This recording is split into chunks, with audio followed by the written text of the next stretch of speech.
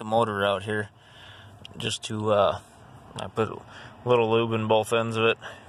Squeaking a little bit, runs good though. And be able to show you this recirculator. I want to make sure how it's working. So it's on vent right now. If I put it on recirculate, that actuator we put in there works just like that. Then if you shut this thing off, it should return back to its home position of vent. So, there you go. I get this motor back in there and should be all good.